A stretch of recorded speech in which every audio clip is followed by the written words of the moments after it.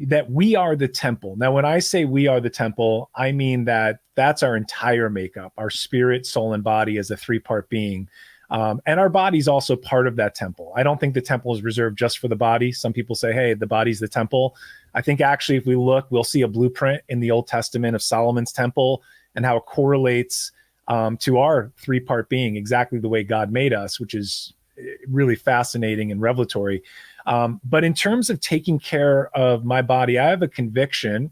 And, we're supposed to present our bodies to the Lord as a living sacrifice. Like that verse still counts, right? Like when we made him the Lord of our life, we made him the Lord of every aspect of our life. So if you have the mindset that I'm a steward of my money and my finances, you should have that same mindset too. I'm a steward of my body, and that includes what I put in it and how I take care of it. Hello, my friends. Welcome to the Christ and Coffee podcast. I hope you're enjoying your Wednesday and you had a wonderful Thanksgiving. Our mission here is to unite Christians one coffee hour conversation at a time. My name is Dr. Haig, and today we're going to talk about Christian masculinity. One of my biggest pet peeves is the skewed ratio of women to men in churches. Usually there's more women attending than men worldwide. I don't know the exact reason for this phenomena, but I don't think it's a good trend. We want men in the church, and we want Christ-loving individuals who step up to their manhood as God made them. And to discuss this, we brought in Josh Khachadourian. He is the author of The Standard, Discovering Jesus as the Standard of Masculinity. We learn insight about his two books. We learn insights about his life and ministry during our conversation. But before we jump in, I do want to read our verse of the week, which comes from 1 Corinthians chapter 16, verses 13 to 14 in the ESV. It says this, the Apostle Paul to the church in Corinth. Be watchful, stand firm in the faith, act like a man, be strong.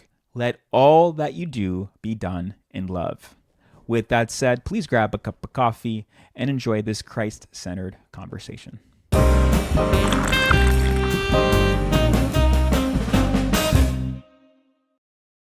Josh, welcome to the Christ and Coffee podcast. How are you doing, my friend? Hi, I'm so happy to be here. I've been excited about this. I'm doing amazing.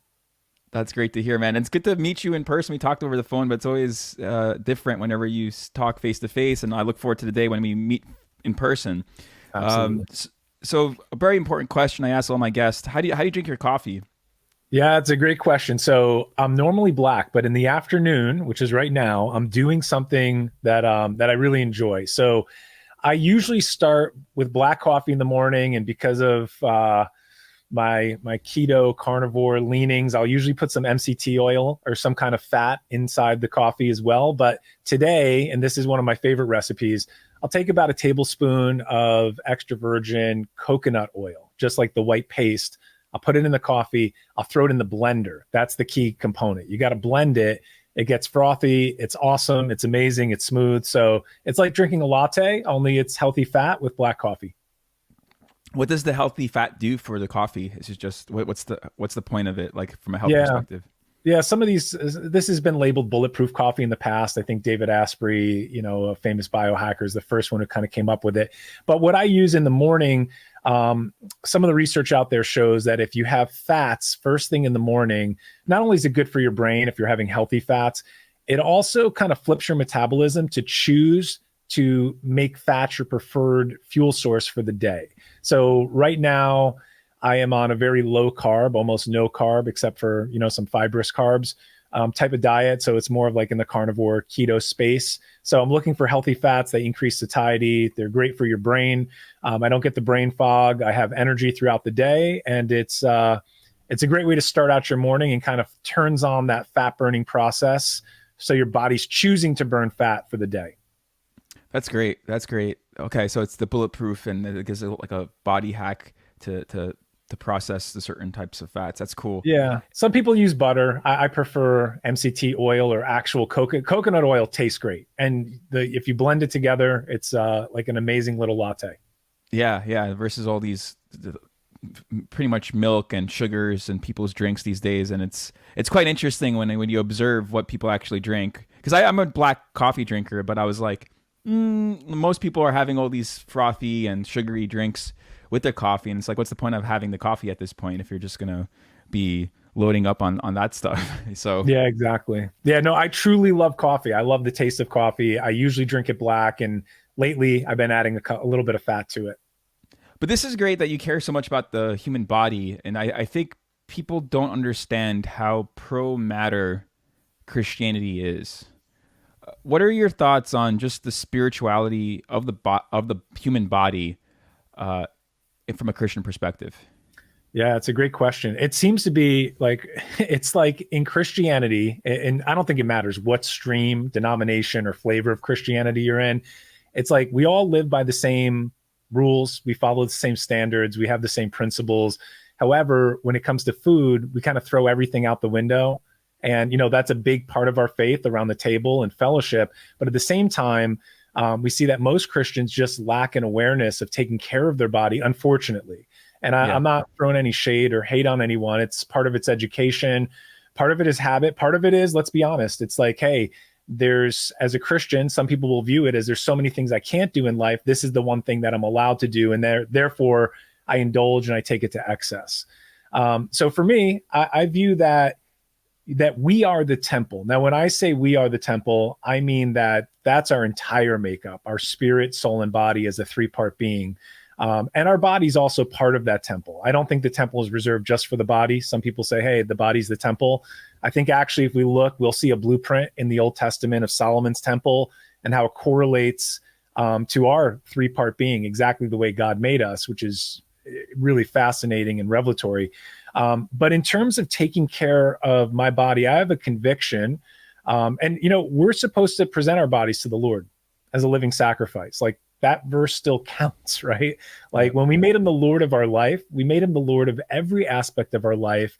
So if you have the mindset that I'm a steward of my money and my finances, you should have that same mindset too. I'm a steward of my body, and that includes what I put in it and how I take care of it. The other really practical component is, well, there's a couple that you can just reap a lot of benefits from this, but there's developing discipline and having self-control, which is a fruit of the spirit, to limit what you allow in your domain and your body. And the other part of it is really practically, I sit before you today. I'm almost 50 years old. I'm in good shape. I have energy. I have young children. I have a call on my life like you and like all of your listeners, and I want to fulfill it. And I don't want it to end early because I didn't take care of my physical domain. No, that's well put.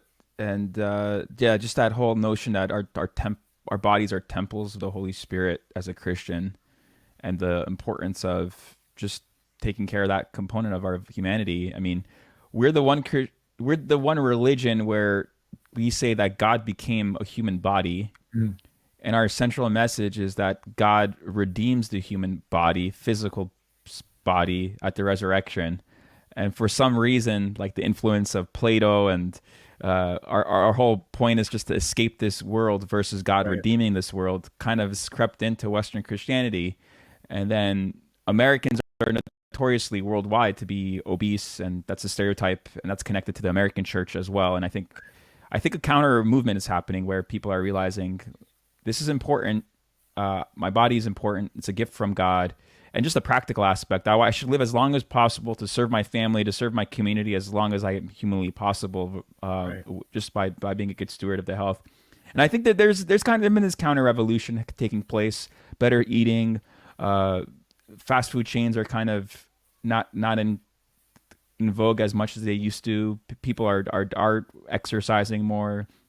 Hopefully, I don't know the trends, but I do hope the church takes this very seriously, because I do think it's connected to this topic I want to talk to you about, Sure. which is what makes a person a man, and what is the uniqueness of Christian masculinity. But before we jump into that general topic, do you feel like there is a crisis of men and Christianity in this country, just starting there? Yeah, absolutely. I do. I think there's a crisis. I think the crisis has existed ever since the Garden of Eden, when Adam didn't stand up and didn't keep guard and watch and cultivate and keep, like one of the original commands that God gave him. And I think from that time, we get snaps and pictures, snapshots of men that step into leadership. but there's this enormous gravitational pull, attack of the enemy, and all out assault on genuine masculinity, to keep men quiet, to keep men passive, and to keep them from rising up into a true leadership position. And when I say that, I know we'll break down the topics today, but that leadership position really is to follow the model of Jesus as our standard. And he exhibited something called servant leadership. So it's leadership that leads, but it also leads as a servant, where we're serving others. And I say that because you obviously know, in modern day culture, people love to paint Christians as this, or Christian men as this macho, you must submit to me, And that does exist. Yeah. Yeah. So there's this, okay. So what, like the phrase toxic masculinity, what is that? Like, cause that's kind of the term will get pushback the moment you say men need to step up or they need to lead.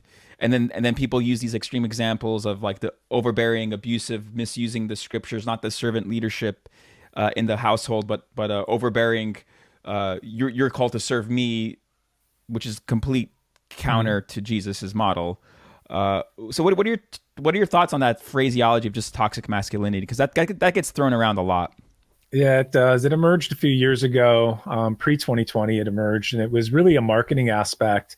And it came, from the worldly media, from the secular media. It didn't come within Christianity or just targeted at Christians. It came against anything that was deemed a masculine value.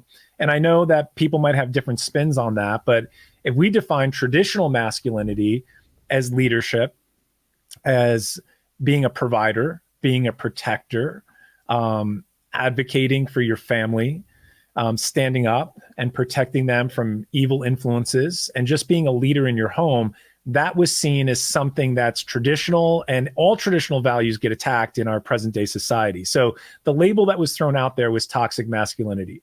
Now, are there men that are toxic? Absolutely. So we should redefine and talk about what toxic masculinity is, which you and I would agree, it's someone who's not providing, who's not protecting, who's absent, who's passive, who goes with the flow, who accuses, who doesn't support their wife, or constantly tears down their children. That would be the true definition of toxic masculinity.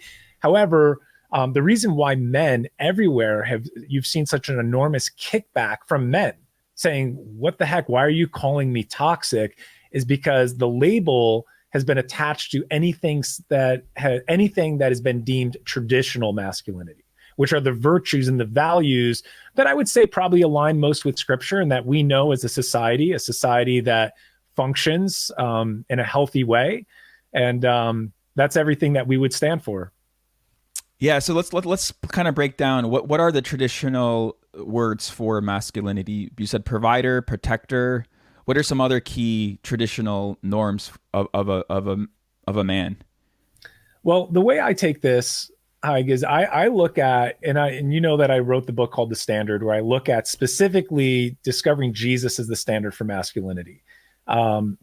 So there's so many things that we could go up on the street and we could probably ask people, give me your top 3 traits of what a real man is. We probably get some different answers, but we would get a lot of the same groupings together: provider, protector, a leader, someone who's accountable, someone who can admit mistakes, someone who's teachable, someone who also can teach, right, and raise their children and have these different aspects of leading their family. What I've done specifically is I wanted to really understand, what does it look like to be, as a Christian, as a kingdom man, what's it look like to model the type of masculinity that Jesus models for us?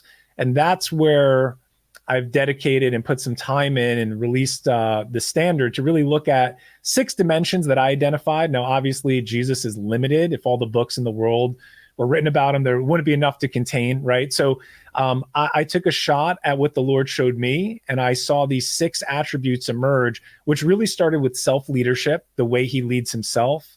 I also looked at the way he leads others. So I believe for any man that's going to be in any position of leadership, where they're leading others, where they're over others, whether that's their family, their community, whether they get promoted in a business, on the job, as a manager or director, the first qualification is, can you lead yourself?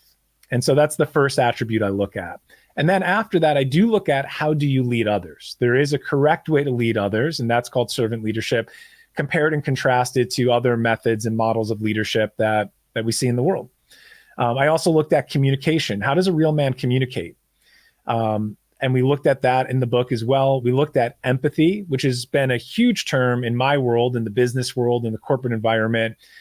We know about IQ, but now there's this new term called EQ. It's not so new anymore, but that's your emotional quotient and your ability to relate, establish trust, and develop rapport with people, which is also integral to your leadership.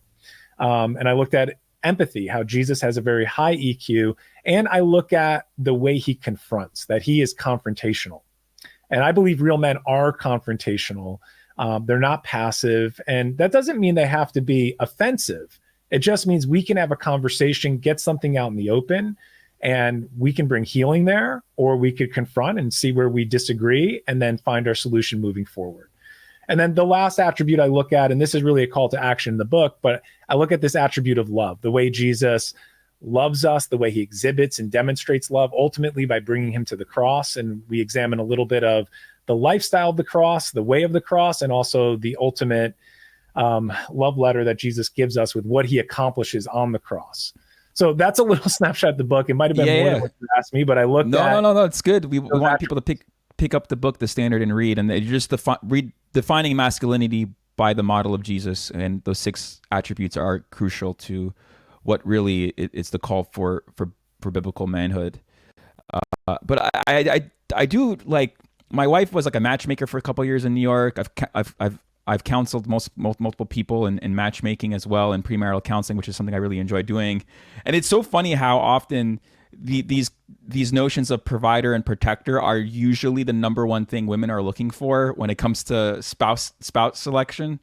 And it just, I think as people are trying to kind of dismantle these key components, it's always going to be there. It's been in the DNA of human civilization for many centuries, and there's some positive versions of it, there's some negative versions of it, there's abusive versions of it, but I also think part of this toxic masculinity thing is just this place in society where we're at, where we don't like to use the word sin.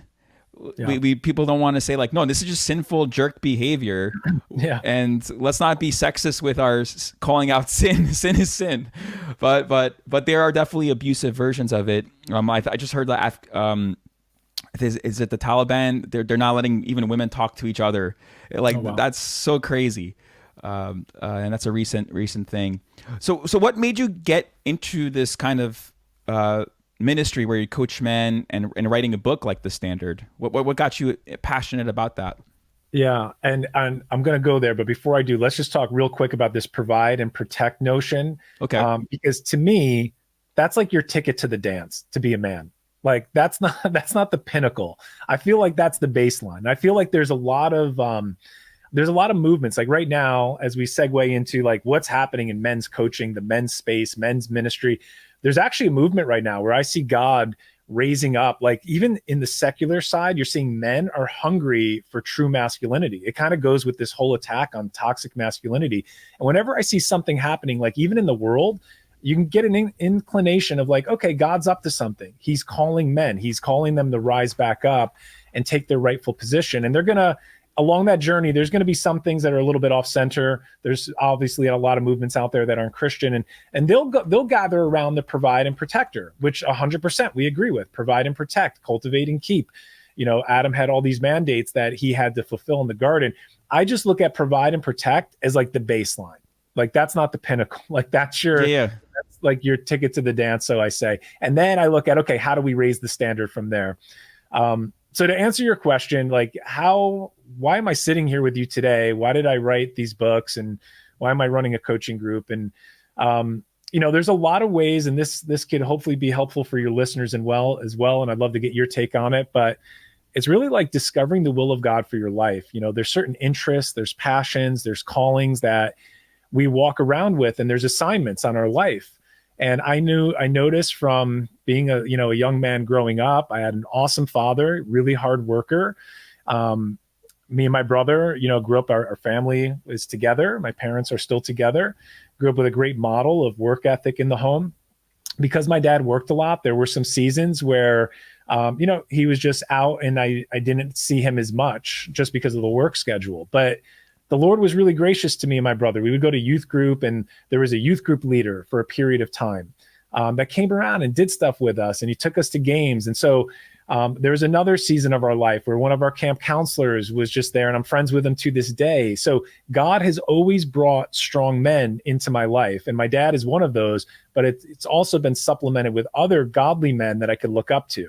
And that has to do with my pastors too, a pastor specifically that had a thriving men's ministry and had a passion for men's ministry. So I grew up with a flavor of seeing, how real men act and what does a godly man look like. And that must have got imprinted in my DNA somewhere, because I started having a drawing towards guys that I had affinity with. So I work out. So I'm in the gym, and there'd be a guy that, hey, like, this is a guy that could be my bro. Like, we can hang out. Like, we have things in common. And, or you work in corporate, or you're a business owner, or you're an entrepreneur. And I started to find these guys that I had favor with. So that's one of the things I look for is, where do you have favor? Like, is there a place or an area of your life where God's giving you connections? He's giving you relationships. There seems to be an affinity there. And I noticed where that was, and I just started leaning into it. And as I was seeking the Lord, I just started seeing him give me different pictures of a new way to study the Bible. So to kind of land the plane on that, and then I'll let you have your see where we want to go from here. The whole reason I wrote the standard, I never sat down and said I want to write a book. This book was written because I sat down asking the Lord, like, Lord, what am I supposed to do? What do you want me to do in life? And I'm already established in life at this point. I'm not feeling totally aligned with, like, where's the significance? Where's my mark going to be? What am I supposed to do? Am I doing everything I can? And I just found myself pulled into the Gospels with a fresh perspective. And this time, because of my background, because of, hiring people, having the opportunity to build high performing teams, to be functioning in a corporate environment, to get the training from the world in terms of all the leadership conferences and certifications that I was a part of, I was now reading the Gospels, but I was looking at not just what Jesus was saying, because I've been in church my whole life. So I've known a lot about the messages of Jesus, but I was seeing things he did. And there were things that were popping off the page like, wow, look at the way Jesus built his team. Look at the way he exhibits a high EQ in this example. And I was seeing these things, and I just started journaling. And at some point that journal turned into, I think this is going to be a book. And then it came with encouragement. And that's where I went from there. So I kind of just sat with the Lord, and something was revealed, and I just kept following it. And this is where it's brought me to. That's great. I love that answer. You're just like, I'm just doing the Lord's will, and this is naturally just happening. That's a great way to look at it. But I do think this is crucial, because you did bring up a big point about how there is this counter movement happening, where there's a masculine counter move, but that's not a Christian version of it. Yeah. Like the Andrew Tates of the world, the young men are kind of rising up, but if it's not anchored in the standard of Christ, it could be problematic moving forward. And I think if the church is not modeling it, if fathers are not modeling it, if pastors are not modeling it, we're going to be in trouble. But there's this notion of the importance of modeling what this looks like, and it's cool to see that. It usually starts with your dad if he's there, and then community leaders, church leaders to step into those shoes. So let's call that out for a second, because why are young men looking to other examples? Why do you think it is? Because they don't have it, so you're going to be attached to it. It's a great question. I think it will be different, but if you have no standard of it, you're going to just attach yourself to the first version of it that's kind of maybe counter to the narrative or the absence you experienced. Yeah. So whatever's trendy, whatever kind of strikes that chord, you could strike the chord, like you said, the bare minimum. But then that's it. It's just the bare minimum of it, not the full picture of it, where you incorporate the EQ, compassion, the sacrifice, the love of Christ, Right. Yeah, I agree with that. And I'll tell you what I hear. What I hear is that, especially with young men, they're looking for a man in church that they want to be like. And, the world puts this label on there, and we have it. It depends, again, what denomination, what background, what stream you're in. But we have this picture of, like, the dopey dad or the passive Christian nice guy, right? He just goes along with everything. He doesn't really have a backbone. Just kind of like happy wife, happy life, not the leader, just goes with the flow. I hate And that phrase, by the way. I Yeah. know you Yeah. do. I don't Yeah. like it either. So that's why I said it, because we have this image of a soft man, a man who's not a real man. And so then young men are going to start looking like, well, I don't want to be like that. I don't want to be a sweater wearing Ned Flanders in my church every Sunday and just help out in the nursery. Like, there's got to be more than this. And we're seeing that rising up. We're seeing church change. We're seeing different models. We're seeing different standards emerge, which is good. But I think part of it is we do have to go back to, how did we get here? At least in America, Christianity has been feminized. We need to face the fact that there is a historical component to that, that when men in the Industrial Revolution went to work, the women overpopulated the church. There was less men, and then the church started catering to women. And we still have remnants of that. I think a lot has changed, but that's what I believe the younger generation's looking for, is show me a real man and I'll follow him. But statistically, I mean, there's more women in the pews worldwide than men. Absolutely. Yeah. So that, I mean, that's not a subjective thing. It's a objective data point where we have to figure out how that happened, because we want equal amounts of diversity in the church. Right. And the stats are, when a man gets saved and comes to church, his whole family comes with him. So that's even more of a, and hey, we can trace this down. If we let's just take the spiritual blueprint and let's do inverse psychology or reverse engineer it.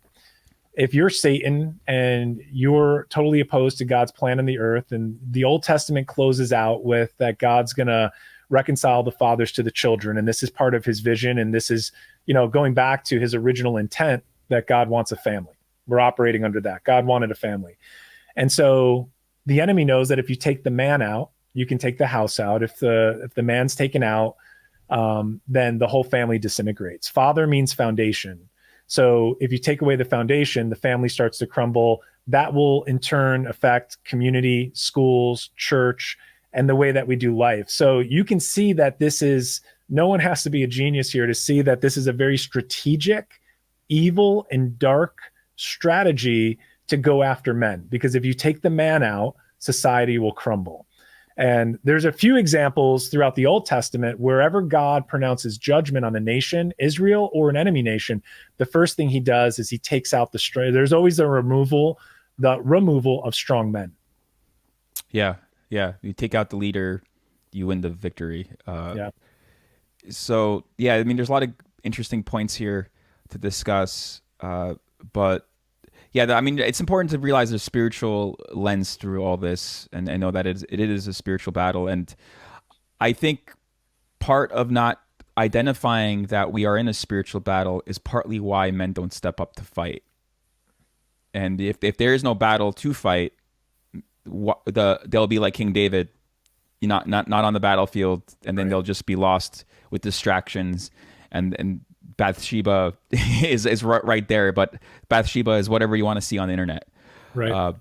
So what are your thoughts on how to reach men? You're coming from let's learn a little bit more about you. You're coming from the corporate world, high exec leader, right? What's your background? You're establishing these teams, and what about the church seems to not draw these high executive leadership type people into the church? So let's talk about your background a bit more. Yeah. So my background is right out of school. I was fortunate to partner with a family member, my uncle, who had a successful car stereo stores. So he had a chain of car stereo stores with a partner. He came to me, they had a location, and they said, hey, we're thinking about doing something with exercise equipment here. We know that's what you like to do. What do you think about this? And I thought this was my dream. I was excited. I'm like, my uncle, who's successful, has just asked me if I want to go into business with him. And I'm like, I'm set now. This is what I'm going to do. And so I took out a loan and we threw some money together. And for 5 years, we started growing a business where I sold residential, a little bit of commercial, fitness equipment, supplements, weights, anything fitness related. And did that for a year. And my dream kind of started to turn into a nightmare. I'll say that because, we have this vision of entrepreneurship. And back then there was no social media or anything. This was back around 2000 to 2005. And I'm sitting, it's retail. So I'm sitting in this location, upstate New York, and, you're waiting for the customers to come in. And I was growing, but it was a seasonal business because people buy that type of equipment usually in the colder months, and then the summer months they don't. So there's an on and off thing. But we managed to grow that over the course of 5 years to 3 locations. Now, I will tell you something really interesting as part of my journey. I didn't have a ton of hope for my future at that point. I was like, okay, I guess this is where I'm at. But during that time, I decided to redeem my time that I had, and I really got deep into Bible study. So I would go to work. I had my Bible, my concordance, I had my Strongs, I had everything. And I would sit there and I would take care of customers. I'd work out. I'd do all the things we had to do for business. But when no one was there, I'd be reading, I'd be studying, I'd be listening to messages. And it really gave me an amazing foundation. So I was really redeeming my time there. Then along that time, this is a crazy part of my story, but I got married in the last year that I was in that business. And as a married guy and newlywed, I'm like, man, this is like not the way I want to live. I got these retail locations. They're not thriving. They're doing okay, but they're not thriving. And one of them was even in a mall. So I'm there till like 9:30 at night. I'm managing a team, and like we're paying the bills and we're doing what we have to do. But I'm like, this isn't really the life that I want. And I'm not home a lot. And we were at a time in our life, my wife and I, where we were just really on fire for the Lord, and we were expecting like what's going to happen next. So it was almost like we weren't pregnant, but it was almost like feeling pregnant in the spirit. Like, Lord, what do you want to do? Like, we're excited. We're ready to do anything. So I'm going to bridge this back to a story I told earlier. I talked about one of my youth group leaders being prominent in my life. Well, that youth group leader worked for a pharmaceutical company. And that was something that was on my radar. Maybe I can break into the pharmaceutical industry. It didn't really work out for me the first time I tried. So I went into entrepreneurship. But later, I decided, maybe I have a chance. Maybe my friend who I haven't talked to in years will take a look at my resume. So I reached out to him and haven't talked to him in a while. I left him a message. And now fast forward, current situation, I'm with my wife and we're praying one day in the living room. And it was one of those desperate prayers, which I will give your audience a warning. Do not pray these prayers unless you really mean them. Because we were like, Lord, what do you want? Like, we'll go anywhere. Like, we'll go anywhere you send us. And while we were praying, the phone rang. And so I looked at my wife, Rachel. I'm like, should I get it? She's like, yeah, go ahead, go get it. So I get the phone, and it was my former youth group leader. And he's basically telling me, hey, I have a position. It's open right now. And why don't you just come interview for it? And I was like, I didn't even know if I was qualified. And it was in Brooklyn. And we're like, we just got done saying we go anywhere. We weren't thinking New York City. But I walked through those doors. I went on the interviews, amazing stories, like amazing experiences of the way the Lord opened all these doors.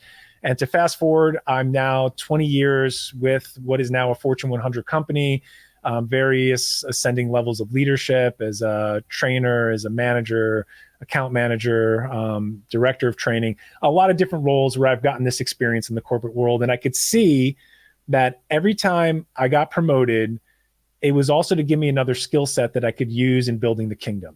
So even while I was in New York City, when I was acquiring skill sets, I also was being tapped in my local church. Hey, can you do this?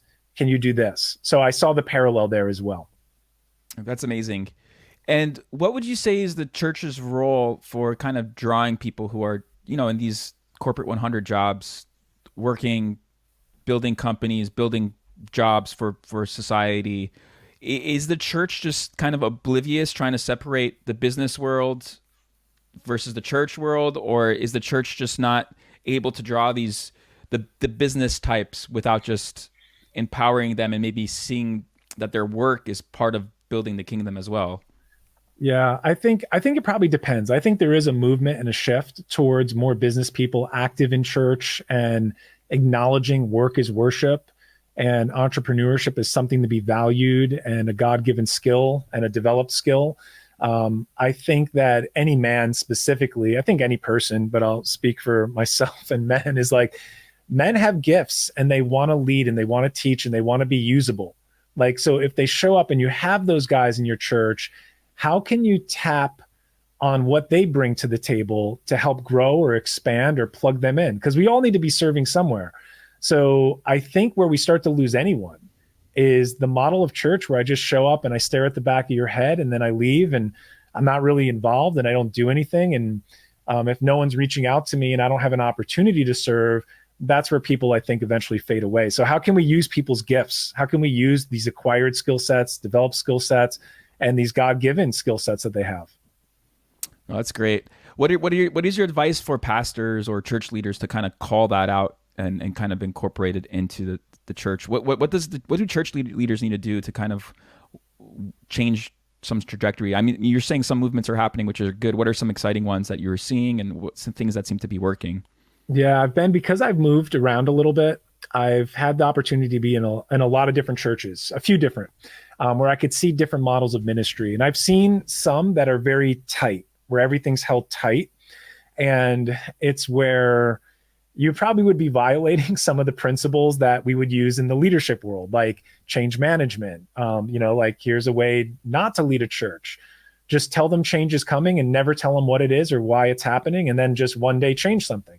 Like people don't like that, right? Yeah, so yeah. there's a certain way you can predict human behavior, and how can you be inclusive to include people and make them feel like they're a part of the process, or at least that their opinions and their viewpoints are valued. What I've seen that I really loved, and I will tell you, I questioned the leadership. I'm like, I've never seen anything like this.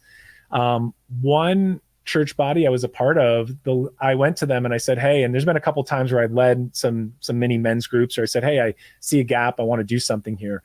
And they said, go for it. And I said, really? And they're like, yeah. And I said, you don't need to like vet me out or anymore, or do you want to see curriculum or what I was thinking? They're like, nope. And I said, wow. I said, this is really, really like, it's fresh, but at the same time, I said, you don't have any danger like of someone just saying they want to start something and go for it. And their opinion, I don't know if I would share this exact opinion, but their opinion was, if it's of the Lord, it's going to work. And if not, that they tend to fizzle out. That's what we've seen. So we let people have some freedom and some leeway. I'm probably half and half. I would believe in like a little, like, Yeah. show me what you're going to be teaching, or like, let me get a little flavor of what you're up to. So I think, to answer your question, how do we mobilize people and tap into the skill sets they have? I mean, there's such we are a multi-membered body, right? We're a multi-membered body. It's the body heals the body. The body functions together. And if we're functioning together and we're all in our place, then amazing things can happen. We can have an awesome organic expression of the church. But if it's tightly held and we have leadership that's not flexible, or they can't, they just have the attitude of this is the way we've always done it, and you got to deal with it, that's going to be tough to attract people. Those are probably going to be churches that aren't growing and maybe diminishing. Right. So that good balance of creativity and accountability, versus no accountability or no creativity, which we don't want to change anything. Yeah, I mean, I heard something. Just real quick, I heard something the other day where it was a mega church pastor, and he said, you know what?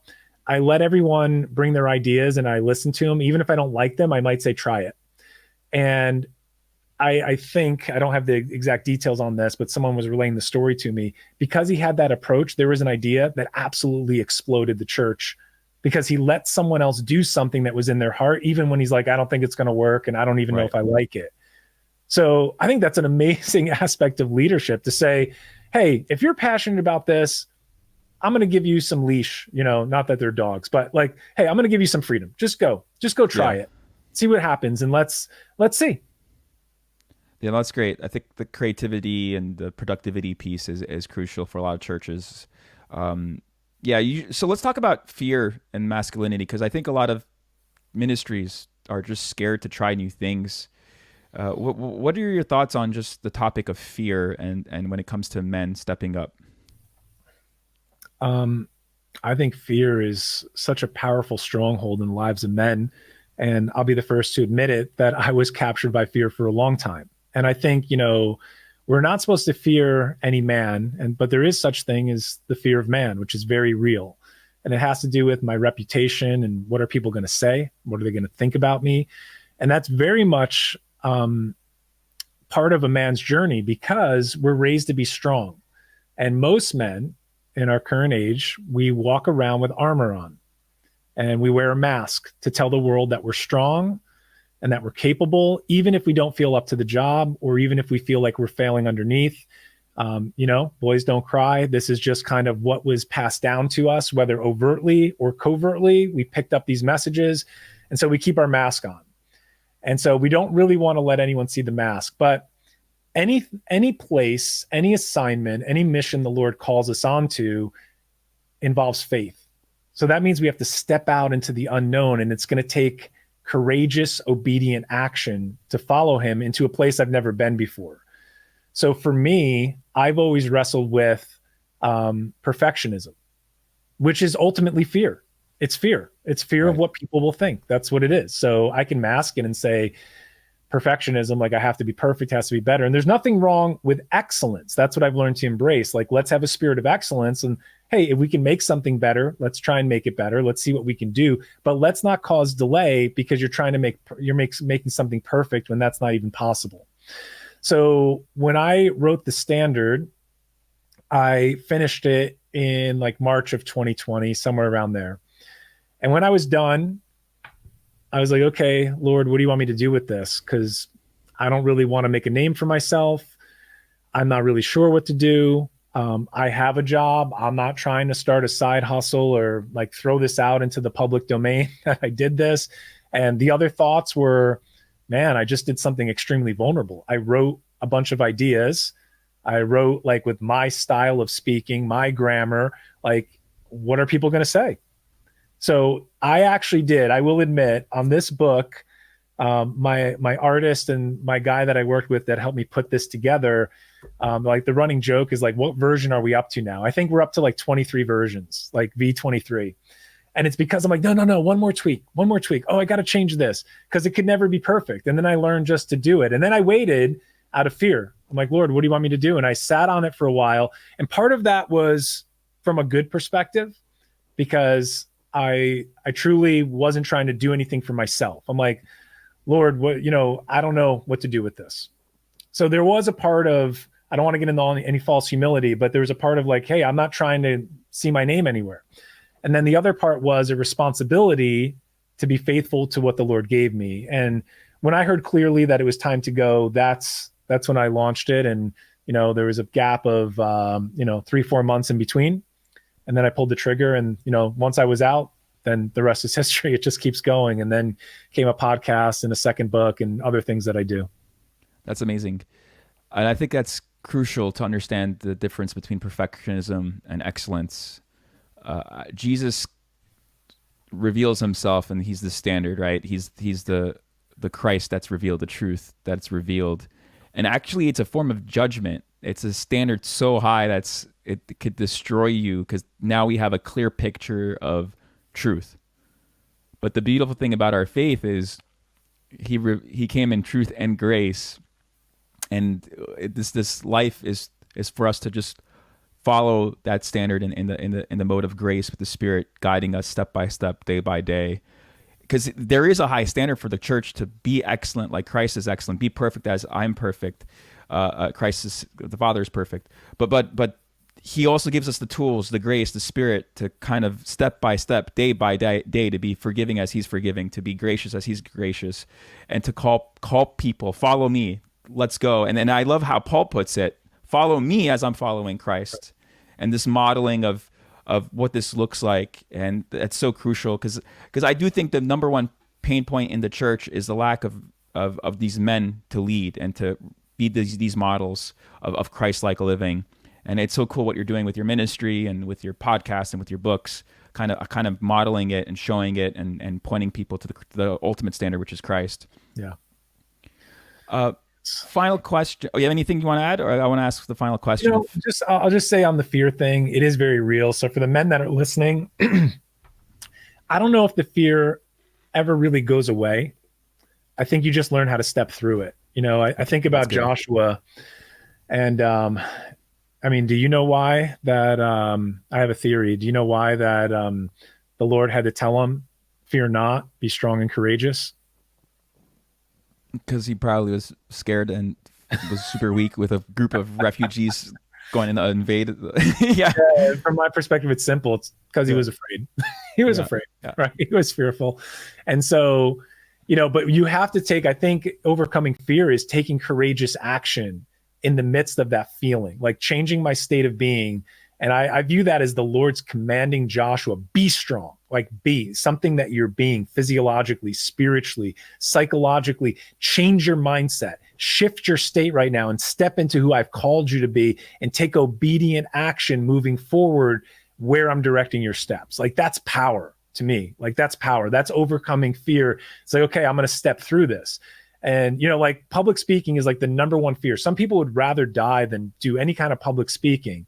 And obviously you do this every week. I've come into it even more and more, but sometimes you're like, hey, I just got to take a step forward towards the microphone. And as I step, I'm going to speak out and I'm going to just step into this new state of being that the Lord's calling me to embody. And that's what you do. So for everyone listening, for every guy, this mask that we wear is real. I think that you step through fear and you just exhibit courage and you do it in obedience. I think the other thing is, since we're talking about men specifically, I couldn't overstress the importance of finding a community of real relationships where you can be vulnerable and where you can take off your mask and where you can be yourself and let your armor down and have a friend that you confide in if there's a struggle, or have a place to say, hey, like I didn't crush it this week. Like this week was tough, right? Yeah. But have someone to minister to you and speak life into you, and where you sharpen each other, not where you have a pity party. But that's one thing.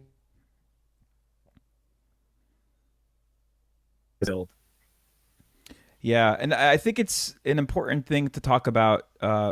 Why do you think men have difficulty finding friends? I think there's a lot of statistics on this, and it's connected to kind of creating this sorts of environment. I love this joke. The greatest miracle of Jesus was having 12 friends in his 30s. Yeah, I've seen that. Brilliant. Why do I think it's hard? I think it's hard because of our lifestyles now. We're so busy with work, with career, with family. And again, it depends on what season of life you're in. But everyone that's in my season, your season with young kids, it's tough. It's like any margin I had in my life for getting together with other people would be taken by family activities, by sports, by work, by to-do lists, by things to do around the house. So the margin's just not there because we work so much more. And then when you do have that time, that's got to be usually given to the family or a date night, or how am I going to manage all this? In addition to that, we're more connected than ever. Like, the stats, like we have these social media friends and followers and contacts, but we don't really know them. We don't really get together. So there's a lot of distance just because of how busy we are. I mean, even in my neighborhood, most people don't really come out. Like I've made friends with a few people, but I've been here for a long time and I still don't know most of the people, and everyone keeps to themselves just because like neighborhoods aren't what they used to be. Like we used to know. I used to grow up. Well, I grew up with all the kids in the neighborhood riding our bikes around and playing, and like not even that happens anymore unless you're really fortunate. So I think that we just have to be deliberate around how am I going to get these connections. So I think you as a pastor, I think churches that can facilitate groups, obviously that can be a great way to meet people and to have a meeting place. And just maintaining friendships. I think all friendships and relationships take maintenance, and you have to, put some work into them. They're not just one-sided. And then there are groups like what I do, where if you don't know anyone, and you're like, I'm fine with virtual. Like, show me how to connect with you guys. Like, there are opportunities out there more than ever where you can meet up with people and you can find like-minded individuals if you're looking for that. Right. But the intentionality piece is crucial, and not giving up and just making it happen. That's crucial. But it's so sad to see that everywhere I see that local neighborhood is gone. Kind of everyone's scared. We had one guest who's a professor, and I asked him what's the main thing you notice with this new generation of students, and he said everyone's scared to speak because they're scared of being canceled, or scared to say the wrong thing, and then all of a sudden everyone's going to judge them. And it's crazy. Like a school should be that whole environment where you say something stupid, and then the fact that you said it out loud, now you could scrutinize and talk it through. It's like, okay, I used to believe that, now I'm this. And just not even having that anymore, it was really eye-opening, because everything is like online now. I guarantee I probably said something I regret like during our conversation right now, and it's going to be on the internet, but you can't let that fear not have this conversation, But yeah, I think this is where we need to step up and just create these environments, have the high standard, but also know the grace is there as well. And then call the men to just step up and lead. I think that's so crucial. I mean, Paul says it like, just like stand firm in the faith, like act like a man, but make sure everything you do is done in love. Right. This has been great. Any final questions you would like to say any final message you would like to say to the church in America? Yeah, absolutely. I've been I've been captured by what's known in Christianity as the eternal purpose. Why did God create us? Really, what was his ultimate purpose and intention? And when we look at the state of modern Christianity in America, we see a lot of different focuses, and they're good focuses, right? We could name them one by one, whatever the central focus of a denomination or a group of people in, we could probably put them in a couple big categories. But what I'm looking at and really I'm pursuing is what's found in Ephesians. And I look at Ephesians as one of the highest revelatory letters that Paul wrote later in his life. And he's got this really macro perspective. There's this huge run-on prayer that goes almost 3 chapters. I think it's the longest run-on sentence in all of antiquity. And he's talking about God's eternal purpose and the mystery, which is the sacred secret, that we would be part of the body of Christ. And in Ephesians 4:13, he says that we would all mature to the measure and the stature of a full mature man, the fullness of Christ. That's what we would exhibit. So I look at our salvation as many people make salvation the ultimate goal. And they preach a message of like, let's get other people saved. And I'm all on board. Great Commission. But then it stops there. And the way I see it playing out is that salvation is the doorway and we're saved unto a goal. And that goal is growth. That goal is maturity. And our goal is to give the Lord his inheritance, which is when we become fully mature. So I'm highly focused on any man I work with or anyone that listens to the message that I speak is about coming into your full potential, which is also your full maturity, the way God designed us. So my message for the church is that we need to grow up in all things, that we would be mature. And that process is the process of the cross. It's every day denying myself and seeing where I can invite the Lord into a different aspect of my life that might have been closed off. And in that process, I'm transformed and I'm conformed into his image. So I'll close with this quote from one of my favorite authors, T. Austin Sparks. And he says that Christ is more concerned, or the Father's more concerned with conformity to his Son than anything else. And that's been something that's really been governing my viewpoint. Amen to that, brother. Thank you so much for your time. I want to thank those listening to the end of this episode. God bless you. Have a great week. Pick up the book. It's the standard. You also have another book called Kingdom Driven. Is there any way people could reach out if they want some coaching or other avenues? Yeah, absolutely. You can find everything that I do on standard59.com. That's www.standard59.com. And I'm actually a gift for all your listeners, for anyone who wants it. I'm giving away a free copy, a digital version of Kingdom Driven. It's available right on the website, or you can go to kingdomdrivenbook.com and grab a free copy for yourself. Awesome. Thank you, brother. So good to do ministry with you and have this conversation. Amazing. Have a great week.